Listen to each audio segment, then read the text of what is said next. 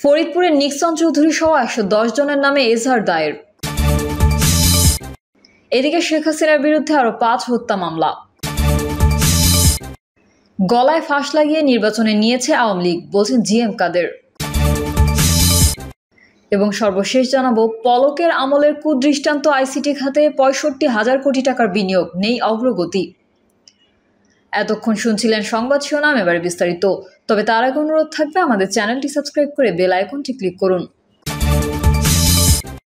ফরিদপুরে নিক্সন চৌধুরী সহ ১১০ জনের নামে এজাহার দায়ের। ফরিদপুর ৪ আসনের সাবেক এমপি নিক্সন চৌধুরী, জেলা পরিষদ চেয়ারম্যান মোহাম্মদ শাহাদাত হোসেন সহ ১১০ জন ও অজ্ঞাত আরও ৬০ জনকে আসামি করে ভাঙ্গা থানায় এজাহার দায়ের করেছেন ভাঙ্গা উপজেলা ছাত্রদলের যুগ্ম আহ্বায়ক রাশেদুজ্জামান ওরফে তাসকিন রাজু। ওসি জানান, সোমবার সন্ধ্যার আগে একটি অভিযোগ পেয়েছি। পুলিশের ঊর্ধ্বতন কর্তৃপক্ষের সঙ্গে আলোচনা হয়েছে, তদন্ত সাপেক্ষে মামলা হবে। অন্যদিকে এই অভিযোগের পর আওয়ামী লীগ ও স্বতন্ত্র এমপির সমর্থক উল্লেখযোগ্য আসামিরা কয়েকজন মামলা থেকে বাঁচতে বিভিন্ন মহলে দৌড়ঝাঁপ শুরু করেছেন বলেও অভিযোগ করেন বৈষম্য বিরোধী একাধিক শিক্ষার্থীরা। মামলার বাদী মোহাম্মদ রাশেদুজ্জামান ওরফে তাসকিন রাজু ও বৈষম্য বিরোধী আন্দোলনের কয়েকজন শিক্ষার্থীরা জানান, থানায় এজাহার দেওয়ার পর আসামিরা বিভিন্ন মহলে দৌড়ঝাঁপ শুরু করেছেন। এই অভিযোগকে কেন্দ্র করে একটি মহল ঘোলা পানিতে মাছ শিকারের চেষ্টা চালাচ্ছেন। ওই দিনের ঘটনায় একাধিক ছবি বা ভিডিও ফুটেজ আন্দোলনকারীদের কাছে এরই মধ্যে সংরক্ষণ রয়েছে। তাই বৈষম্য বিরোধী ছাত্র আন্দোলনকারীদের উপরে স্বৈরাচার আওয়ামী লীগ সরকারের দোসর ও অন্যতম আসামি ফরিদপুর ৪-এর সাবেক সংসদ সদস্য মুজিবুর রহমান নিক্সন চৌধুরী সহ তার সহযোগীদের চিহ্নিত করে তাদের বিরুদ্ধে আইনগত বিচারের দাবি জানান। অভিযোগ সূত্রে জানা যায়, আসামি মুজিবুর রহমান নিক্সন চৌধুরী ও ২ নং আসামি মোহাম্মদ শাহাদাত হোসেনের নির্দেশে অন্যান্য আসামিরা ক্ষমতার অপব্যবহার করে সাধারণ মানুষের জীবন নাশের হুমকি ধুমকি সহ নিরীহ মানুষের কাছ থেকে চাঁদা আদায় করত। এতে আসামিদের বিরুদ্ধে কেউ প্রতিবাদ করলে আসামিরা তার পরিবারের সদস্যদের হুমকি দেওয়া সহ মিথ্যা মামলা দিয়ে হয়রানি করত। এছাড়া ২০২৪ সালে বৈষম্য বিরোধী ছাত্র আন্দোলনকে কেন্দ্র করে ১ নং আসামি মুজিবুর রহমান নিক্সন চৌধুরী ও শাহাদাত হোসেনের হুকুমে অন্যান্য আসামি সহ অজ্ঞাত ৫০ থেকে ৬০ জন বিভিন্ন বিদ্যালয়ের শিক্ষার্থীদের বাড়িতে গিয়ে শিক্ষার্থীদের প্রাণে মেরে ফেলার ও গুম করার ভয়ভীতি দেখায়। শেখ হাসিনার বিরুদ্ধে আরও ৫ হত্যা মামলা। বৈষম্য বিরোধী ছাত্র আন্দোলন কেন্দ্র করে ৫ জনকে হত্যার অভিযোগে সাবেক প্রধানমন্ত্রী ও আওয়ামী লীগের সভাপতি শেখ হাসিনা, সাধারণ সম্পাদক ওবায়দুল কাদের ও স্বরাষ্ট্রমন্ত্রী সহ ২৫২ জনের বিরুদ্ধে ৫টি পৃথক মামলা করা হয়েছে। ঢাকা ও সিলেটে এই মামলাগুলো করা হয়। সোমবার ঢাকার মেট্রোপলিটন ম্যাজিস্ট্রেট সাদ্দাম হোসেনের আদালতে ভুক্তভোগী পরিবারের স্বজনরা 4টি মামলা করেন। আদালত যাত্রাবাড়ী থানা পুলিশকে অভিযোগগুলো এজাহার হিসেবে গ্রহণের নির্দেশ দিয়েছেন। মামলার এজাহারে উল্লেখ করা হয়, ৪ই আগস্ট ছাত্র জনতার আন্দোলনে ১ দফা দাবিতে ঢাকা দক্ষিণ ইউনিয়নের ১২ কোর্ট এলাকায় মিছিল চলাকালে পুলিশ, বিজিবি, আওয়ামী লীগ, যুবলীগ, স্বেচ্ছাসেবক লীগ ও ছাত্রলীগ দেশি বিদেশি অস্ত্র নিয়ে হামলা চালায়। এতে বাদী ছেলে সানি আহমেদ গুলিবিদ্ধ হয়, পরে সে হাসপাতালে মারা যায়। গলায় ফাঁস লাগিয়ে নির্বাচনে নিয়েছে আওয়ামী লীগ, বলছেন জিএম কাদের। আওয়ামী লীগ গলায় ফাঁস লাগিয়ে নির্বাচনে নিয়েছে বলে মন্তব্য করেছেন জাতীয় পার্টির চেয়ারম্যান গোলাম মোহাম্মদ কাদের। জাতীয় পার্টির চেয়ারম্যান জিএম কাদের বলেন, ২০২৪ সালে নির্বাচন থেকে আমরা বারবার চলে আসতে চেষ্টা করেছি। আমাদের দেশের মিডিয়া এবং সচেতন মানুষ জানে জাতীয় পার্টির গলায় ফাঁস লাগিয়ে নির্বাচনে নিয়েছে আওয়ামী লীগ। জাতীয় পার্টিকে আওয়ামী লীগ রাজনীতি করতে দেয়নি দাবি করে কাদের বলেন, ২০২৪ সালে নির্বাচন থেকে আমরা বারবার চলে আসতে চেষ্টা করেছি। জাতীয় পার্টির গলায় ফাঁস লাগিয়ে নির্বাচনে নিয়েছে আওয়ামী লীগ। আমাদের দলের রাজনীতি করতে দেয়নি স্বৈরাচার আওয়ামী লীগ। ২০১৪ থেকে ২০২৪ সাল পর্যন্ত আমরা আওয়ামী লীগের হাতে নির্যাতিত হয়েছি। ২০২৪ সালে নির্বাচনে না যাওয়া ছাড়া আমাদের সামনে আর কোনো অপশন ছিল না। আমাদের দল হয়তো কিছুটা ক্ষতিগ্রস্ত হয়েছে, কিন্তু দলটি বেঁচে গেছে। দল না থাকলে আমাদের রাজনীতি থাকবে না, তাই দল বাঁচানো আমাদের কাছে জরুরি ছিল। গোলাম মোহাম্মদ কাদের বলেন, ২০১৪ সালের নির্বাচনে আমরা অংশ নিইনি। আমি সরকারের মন্ত্রী থেকেও নির্বাচন বর্জন করেছিলাম।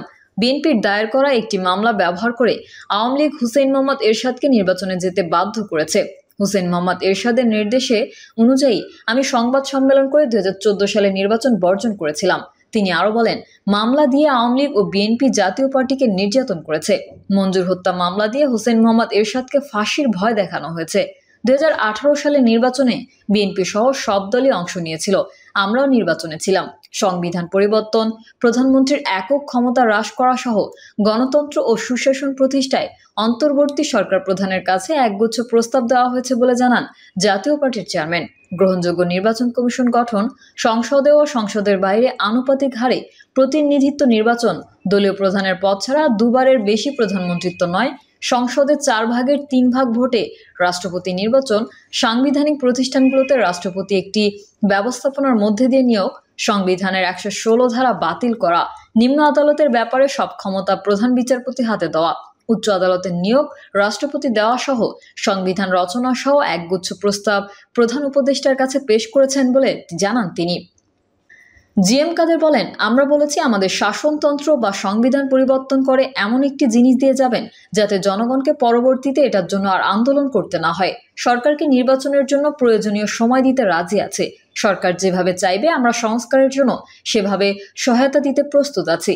আমরা জানি আপনাদের সেই দেশপ্রেম আছে, সেই ভাবমূর্তি আছে, আপনাদের ওপর আমাদের আস্থা আছে। জাতীয় পার্টির চেয়ারম্যান বলেন, প্রশাসনকে দলীয়করণ মুক্ত করতে হবে।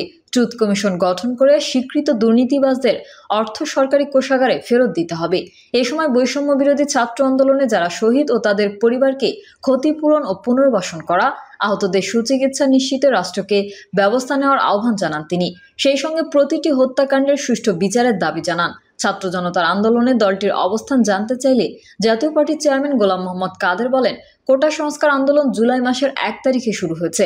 3 তারিখে সংসদ অধিবেশনের সমাপনী ভাষণে আমি জাতীয় পার্টির চেয়ারম্যান হিসেবে কোটার বিরোধিতা করে বক্তৃতা দিয়েছি। আমরা সবসময় বলেছি, কোটা পদ্ধতি হচ্ছে মুক্তিযুদ্ধ ও স্বাধীনতা যুদ্ধের চেতনার পরিপন্থী। কোটা পদ্ধতি ছিল সংবিধান পরিপন্থী। তিনি বলেন, জাতীয় পার্টি সবসময় জনগণের পক্ষে ছিল এবং আজীবন থাকবে। একটি পক্ষ উদ্দেশ্য প্রণোদিত হয়ে জাতীয় পার্টির দোষারোপ করে, যা আসলেই ঠিক না। পলকের আমলের কুদৃষ্টান্ত, আইসিটি খাতে 65,000 কোটি টাকার বিনিয়োগ, নেই অগ্রগতি। সাবেক আওয়ামী লীগ সরকারের ডাক, টেলিযোগাযোগ ও তথ্য প্রযুক্তি প্রতিমন্ত্রী জুনায়েদ আহমেদ পলকের আমলে টেলিযোগাযোগ এবং আইসিটি খাতে 65,000 কোটি টাকা বিনিয়োগ করা হয়েছে, তবে আশানুরূপ কোনো অগ্রগতি পাওয়া যায়নি। ডাক ও টেলিযোগাযোগ বিভাগের 2024-25 অর্থ বছরের এডিপি পর্যালোচনা সভায় এসব তথ্য জানানো হয়েছে। এডিপি পর্যালোচনায় জানানো হয়েছে, 2010 সাল থেকে আগস্টের 2024 পর্যন্ত তথ্য ও যোগাযোগ প্রযুক্তি বিভাগ এবং ডাক ও টেলিযোগাযোগ খাতে 65,000 কোটি টাকা বিনিয়োগ করেও আশানুরূপ অগ্রগতি হয়নি। উপদেষ্টা মোহাম্মদ নাহিদ ইসলাম বলেন, 2010 সাল থেকে ডিজিটাল বাংলাদেশের নামে প্রচুর অর্থ ব্যয় করে অনেক প্রকল্প নেওয়া হয়েছে, কিন্তু এর ফল পায়নি দেশের মানুষ। টেলিযোগাযোগ এবং আইসিটি খাতে 2024-25 অর্থ বছর পর্যন্ত 65,000 কোটি টাকা বিনিয়োগ করা হয়েছে, যার মধ্যে তথ্য ও যোগাযোগ প্রযুক্তি বিভাগ 25,000 কোটি টাকা এবং ডাক ও টেলিযোগাযোগ বিভাগ নিয়েছে 40,000 কোটি টাকার প্রকল্প। এরপরেও জাতিসংঘের আন্তর্জাতিক টেলিযোগাযোগ ইউনিয়নের আইসিটি ডেভেলপমেন্ট ইন্ডেক্সের জুন 2024 অনুযায়ী বাংলাদেশ 100-এর মধ্যে 62 স্কোর করেছে।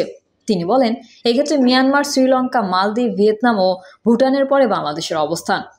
Ookla speed test global index May 2024-এর ইন্টারনেট গতির তালিকায় 147 দেশের মধ্যে বাংলাদেশের অবস্থান 109তম। এক্ষেত্রে কেনিয়াও বাংলাদেশের চেয়ে এগিয়ে। ব্রডব্যান্ড ইন্টারনেট সূচকেও বাংলাদেশের অবস্থান 108তম। তালিকায় থাকা দেশগুলোর মধ্যে ভারত, শ্রীলঙ্কা, ভুটান, রুয়ান্ডা, ঘানাও বাংলাদেশের ওপরে। প্রিয় দর্শক, এই ছিল এখনকার সর্বশেষ সংবাদ। আপডেট সহ সংবাদ পেতে চ্যানেলটি সাবস্ক্রাইব করে বেল আইকনটি ক্লিক করুন। কমেন্টে আপনার মতামত জানিয়ে আমাদের সাথেই থাকুন। ধন্যবাদ সবাইকে। আল্লাহ হাফেজ।